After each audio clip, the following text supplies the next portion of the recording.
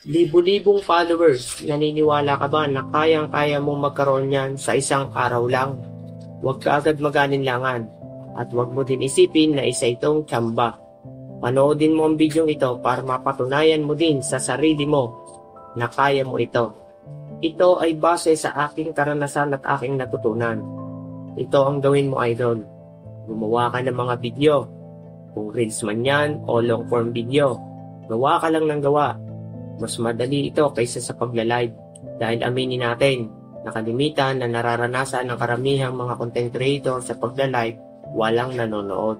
Lalo na kung wala ka namang papapremyo na kayang-kaya mong ipamigay.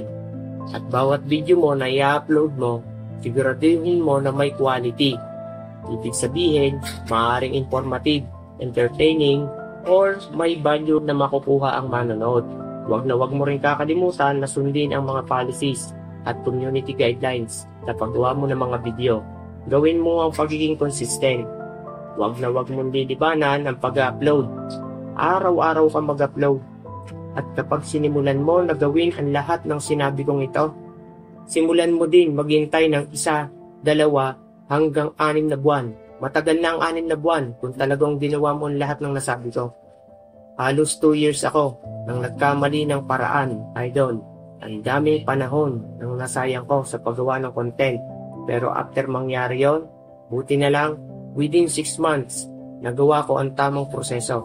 At hindi mangyayari ang matulad ka sa pagkakamaling na pagdaanan ko. Kapag nalaman mo agad ang tamang proseso, magtiwala ka sa sarili mo. Dahil isang video mo lang ang mag-viral, yan ang magdadala sa iyo sa tagumpay. At mabibigla ka na lang. Nandiyan na. Dahil ng video mo na itataas na ang mga views. Napakadaming mga notification at message ang darating sa iyo. At halos di mo na masasagot isa-isa. At higit sa lahat, biglang ang daming mag-share ng mga video mo.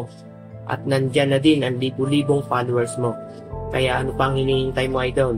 Gawin mo ang useful tips na ito. At sabihin mo sa akin kapag nangyari na sa iyo ang tagumpay na ito. Good luck!